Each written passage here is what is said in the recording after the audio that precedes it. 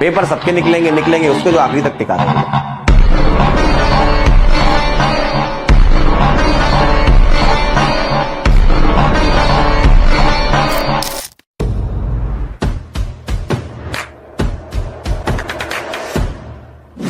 Hi everyone, welcome to the marker.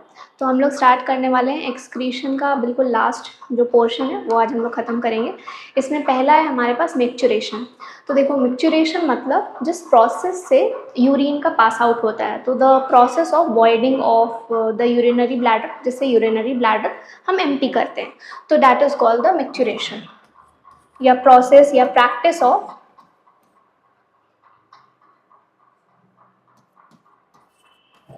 Of voiding या emptying of the urinary bladder, जिस process से हम urinary bladder को empty करते हैं, ठीक है, इसको हम कहते हैं मिक्चुरेशन। अब यूरिन जो निकल रहा है that is called micturition. Now इस यूरिन का पीएच क्या होता है? पीएच जो होता है वो स्लाइटली एसिडिक होता है, less than 6, okay, slightly acidic. और इसका जो कलर होता है हल्का येलोइश होता है, तो वो येलोइश कलर आता है, एक पिगमेंट है दैट इज कॉल्ड यूरोक्रोम, ठीक है, यूरोक्रोम एक पिगमेंट होता है जिसकी वजह से आता है। नाउ इस मिक्चुरेशन का पूरा प्रोसेस हम एक बार समझते हैं कि कैसे, कौन से मसल्स कॉन्ट्रैक्ट करते हैं, कौन से मसल्स रिलैक्स करते हैं। देखो, हम लोग स्टार्ट करते हैं विथ अ यूरिनरी ब्लैडर। कुछ ऐसा हमारा यूरिनरी ब्लैडर है।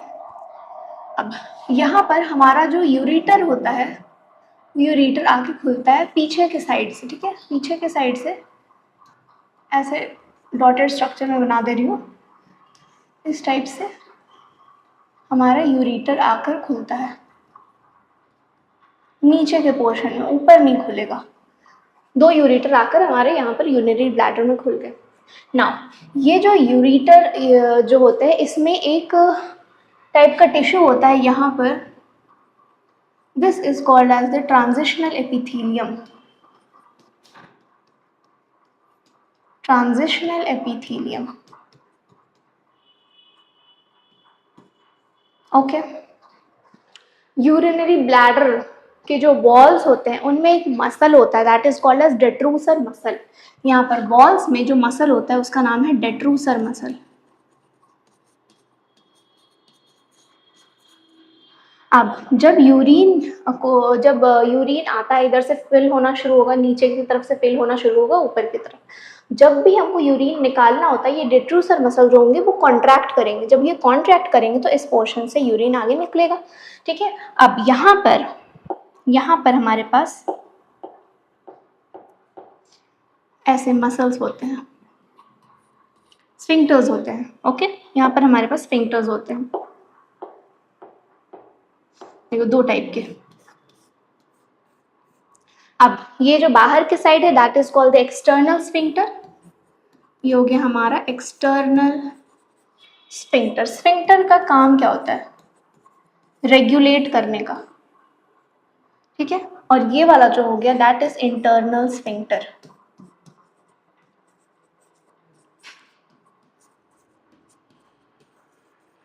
स्फिंक्टर का काम होता है रेगुलेट करने का किसी भी फ्लो को। तो हमारे इस स्फिंक्टर को रिलैक्स करना पड़ता है और डेट्रूसर मसल को कॉन्ट्रैक्ट करना पड़ता है ताकि यूरिन निकल सके। This is urethra. ये हमारा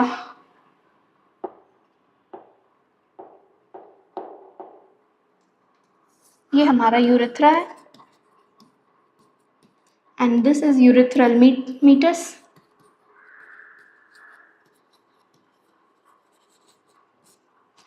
ओपनिंग है ना, तो ये यूरेथ्रल मीटस कहलाता है। तो हमको क्या करना होगा, जिस प्रोसेस से यूरिन जो पास आउट होता है from urinary bladder that is called micturition. और मिक्चुरेशन में क्या क्या आता है? मिक्चुरेशन में आता है मिक्चुरेशन रिफ्लेक्स। तो रिफ्लेक्स मतलब कुछ यहाँ पर sensory neurons, motor neurons involve हो रहे हैं, हमारा नर्वस सिस्टम इन्वॉल्व हो रहा है, ओके। अब देखो, होता क्या है कि हमारा जैसे ही धीरे धीरे भरना शुरू होता है, अप्रॉक्सीमेटली 150 to 300 ml, 150 to 200 और 300 ml तक जैसे ही ये भरता है ब्लैडर हमारा, एक मैसेज जाता है टू द ब्रेन कि अब यहाँ पर हमको यूरिनरी ब्लैडर को एम्प्टी करने की ज़रूरत है। एक हल्का सा अर्ज टू यूरिनेशन आता है कि यूरिनेशन करने की ज़रूरत है।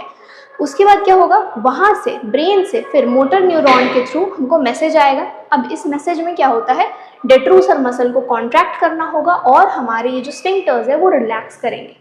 ओके, यहाँ क्या होता है देखो, 150 to 200 ml जैसे ही फिल हुआ, मैसेज जाएगा, message to brain, okay, empty करने के लिए। नाउ अब ब्रेन वापस से मोटर न्यूरॉन से ब्रेन से मैसेज आता है। ब्रेन से मैसेज दो जगह पर आता है, एक तो आएगा डेट्रूसर मसल में, ओके, डेट्रूसर मसल में किस चीज के लिए, कॉन्ट्रैक्शन के लिए। डेट्रूसर मसल कॉन्ट्रैक्ट करेगा और जो हमारे स्फिंक्टर्स है ये क्या करेंगे, रिलैक्स। तो जब ये दोनों काम होगा तो फाइनली यूरिन बाहर आएगा। Okay, this is the simple process. Now अगला हमको पढ़ना है, कुछ डिसऑर्डर्स होते हैं जो एक्सक्रीटरी सिस्टम से रिलेटेड, एक्सक्रीशन से रिलेटेड होते हैं। फर्स्ट है यूरेमिया। यूरेमिया मतलब अगर हमारे ब्लड में, देखो हमारे ब्लड में नॉर्मली एक अमाउंट ऑफ यूरिया प्रेजेंट होता है हमेशा, उसको हमको एक्सक्रीट करना है। एक नॉर्मल एवरेज जो रहता है range, that is healthy range, okay ठीक है, वो रहेगा ही, उसको हम बाद में एक्सक्रीट आउट कर देंगे। पर अगर उससे बहुत ज़्यादा बढ़ गया तो वो तो टॉक्सिक हो सकता है। तो इस वजह से अगर ब्लड में हमारा बहुत ज़्यादा अमाउंट हो गया यूरिया का, तो उस केस को हम कहते हैं यूरेमिया। नेक्स्ट हमारे पास है एक्यूट रीनल फेलियर। यहाँ पर हमारा किडनी जो है वो फेल हो जाता है। फेल हो जाता है मतलब जितना उसको फंक्शन, जितना वो कर सकता था, अब वो उतना नहीं काम कर पाता है। ओके, नाउ नेक्स्ट है रीनल कैल्कुलाई। रीनल कैल्कुलाई में यहाँ पर स्टोन्स बनने लगते हैं, ठीक है, कैल्शियम और ऑक्जेलेट, ये स्टोन्स बनने लगते हैं जिसको हम कहते हैं renal कैल्कुलाई। Now next is glomerulonephritis. देखो ग्लोमेरुलो वर्ड आया है ग्लोमेरुलस से, नेफ्राइटिस, ग्लोमेरुलस नेफ्रॉन्स मतलब किडनी के जो यूनिट, फंक्शनल यूनिट होते हैं। आइटिस जहाँ पर भी आ रहा है दैट मीन्स इन्फ्लेमेशन। तो इन्फ्लेमेशन हो चुका है ग्लोमेरुलस का, इन्फ्लेमेशन हो चुका है, रेड हो जाएगा, स्वोलन हो जाएगा, पेन होगा वहाँ पर, ठीक है। इन्फ्लेमेशन के ये बेसिक कैरेक्टरिस्टिक्स है। अब नेक्स्ट है हमारे पास डायबिटीज़ इंसिपिडस। डायबिटीज़ इंसिपिडस में क्या होता है, बहुत ज़्यादा अमाउंट में वाटर का लॉस होता है बॉडी से, वाटर लॉस बहुत ज़्यादा होगा। एडीएच जो होता है कम हो जाता है, water loss high because ADH come. ADH क्या करवा रहा था, एंटी डायूरेटिक हार्मोन था, वो पानी को बचा रहा था, डायूरेसिस को रोक रहा था, बॉडी में पानी को बचा रहा था। यहाँ पर बॉडी में पानी नहीं बच पाता है, मतलब यहाँ पर एक्सेसिव यूरिनेशन होगा या फिर एक्सेसिव वाटर निकलेगा यूरिन में, जितना नॉर्मली निकलना चाहिए उससे और ज़्यादा पानी निकलेगा। एक था हमारे पास डायबिटीज़ मेलाइटस होता था। मेलाइटस में शुगर या ग्लूकोज निकलता है यूरिन में, इंसिपिडस में बहुत ज़्यादा अमाउंट ऑफ वाटर निकलता है, तो वो भी अच्छी बात नहीं होती है। ओके, नाउ एक और चीज़ हमारे पास यहाँ पर पढ़ना है, हाइपोक्सिया का कंडीशन। हाइपोक्सिया अगर हम हायर ऑल्टीट्यूड्स में जाए तो, हायर ऑल्टीट्यूड्स, देखो हाइपोक्सिया मतलब ऑक्सीजन कम हो रहा है। जैसे जैसे हम ऊपर चढ़ेंगे, जब हम पहाड़ों पे जाते हैं तो ऑक्सीजन का वहाँ पर प्रेशर जो होता है वो कम हो जाता है, तो हमको एयर का प्रेशर कम हो जाता है, जिसकी वजह से हमको सांस लेने में दिक्कत होती है। अब ऐसे कंडीशंस में क्या होता है, हम कितना भी वहाँ पर एयर है बट हम उसका प्रेशर इतना कम है, हमको जितना ऑक्सीजन चाहिए होता है उतना हमको सफिशिएंट अमाउंट में नहीं मिल पाता है। इस वजह से हमारी बॉडी अडेप्ट करती है और वहाँ पर होता है एरिथ्रोपोएसिस। एरिथ्रोपोएसिस कौन करता है, kidney, bye kidney. Okay, erythropoiesis bye kidney. तो किडनी एरिथ्रोपोएसिस शुरू करेगी, मतलब हमारे आरबीसीज का नंबर बढ़ाना शुरू करेगी। तो ऑलमोस्ट लाइक 2-3 महीने अगर कोई वहाँ रह ले, पहाड़ों पे रह ले, तो उसका नेचुरली क्या होता है, आरबीसी काउंट बढ़ने लगता है। तो आरबीसी काउंट यहाँ पर बढ़ने लग जाता है। किस वजह से आरबीसी काउंट किस रीज़न से बढ़ता है, ताकि हमको जितना ऑक्सीजन चाहिए बॉडी उतना अपना ऑक्सीजन डिमांड पूरा कर सके। तो बॉडी अडेप्ट होने लग जाती है। अचानक से कहीं पर पहाड़ जैसे एरिया में जाने पर बहुत ज़्यादा सांस लेने में दिक्कत होती है क्योंकि प्रेशर कम होता है, पर जो लोग हमेशा से वहाँ रह रहे हैं, है ना। जो लोग रह रहे हैं उनको क्यों नहीं दिक्कत होती है, क्योंकि उनका बॉडी अडेप्ट कर चुका है। तो ये ज़्यादा टाइम नहीं लगता, 2-3 महीने लगते हैं, 2-3 महीने में बॉडी अडेप्ट हो जाती है। तो हम भी अगर जाएंगे वहाँ पर और 2-3 महीने थोड़ी सी दिक्कत होगी, बट 2-3 महीने बाद हम वहाँ अडेप्ट कर जाएंगे आराम से, हमारा आरबीसी काउंट बढ़ जाएगा। ओके, अब नेक्स्ट टॉपिक है हमारे पास डायलिसिस।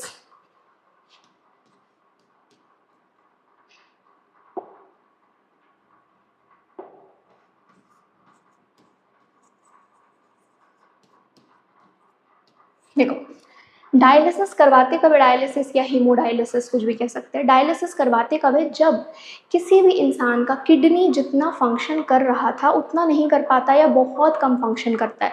किडनी का काम क्या है, नाइट्रोजनस वेस्ट को निकालना, उसको यूरिया को निकालना है बॉडी से। अब वो नहीं कर रहा है, नहीं कर रहा है तो क्या हो रहा है, बॉडी में यूरिया एक्यूमुलेट हो रहा है, जिसकी वजह से टॉक्सिसिटी बढ़ती है। तो इसको प्रिवेंट करने के लिए हम एक डायलिसिस या डायलिसिस कह सकते हैं, वो करवाते हैं। इसमें एक हेमोडायलाइजर मशीन यूज़ होता है। अब इसमें होता क्या है, देखो मशीन कुछ ऐसा होता है,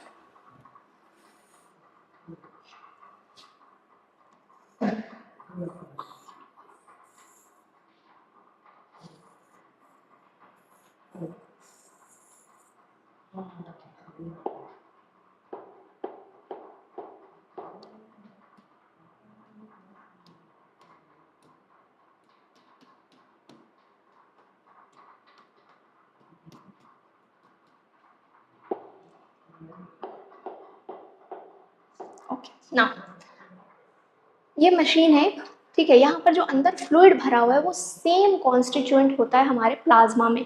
ये जो फ्लूइड है इसमें ये प्लाज्मा का कॉन्स्टिट्यूएंट होता है, लेकिन उसमें बस यूरिया नहीं होता, तो प्लाज्मा माइनस यूरिया। ओके, यहाँ पर जो फ्लूइड होता है, अब एक सेलोफेन मेम्ब्रेन होता है। सेलोफेन मेम्ब्रेन का एक पाइप होता है जिसके अंदर हम ब्लड भेजते हैं।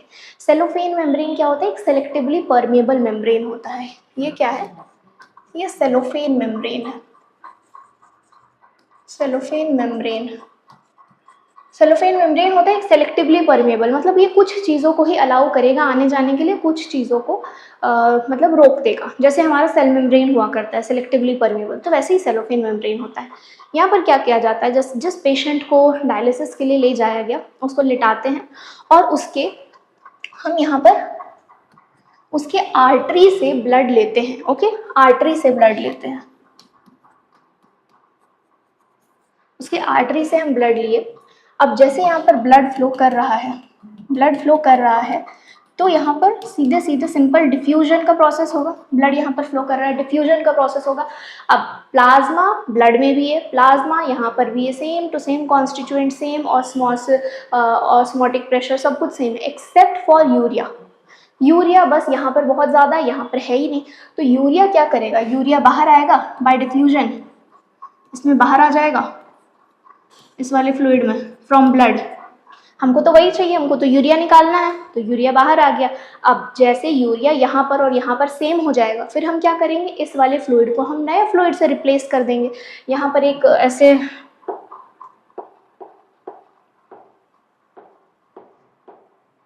यहाँ पर इनलेट और आउटलेट भी होता है, यहाँ पर इनलेट होगा, आउटलेट होगा। यहाँ से नया फ्लूइड डाला जाएगा, यहाँ से पुराना फ्लूइड जिसमें बहुत सारा भी यूरिया आ चुका है उसको निकाल लिया जाएगा।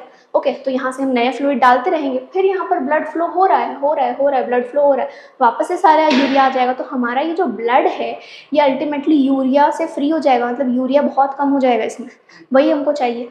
उसके बाद हम क्या करेंगे, इस ब्लड को हम भेज देते हैं अब वेन्स में पेशेंट के।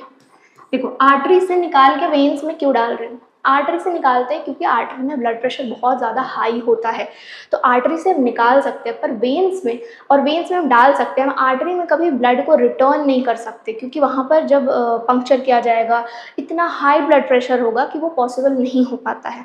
इस वजह से क्या किया जाता है, आर्टरीज से ब्लड लिया जाता है हाई ब्लड प्रेशर में और वेन्स में लौटाया जाता है।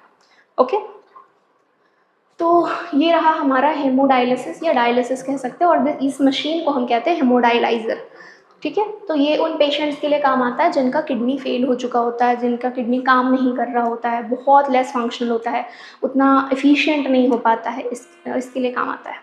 तो यहाँ पर हमारा चैप्टर ख़त्म होता है पूरा, हमारा ह्यूमन एक्सक्रीशन एक्सक्रीटरी सिस्टम वाला। तो thank you very much and all the best.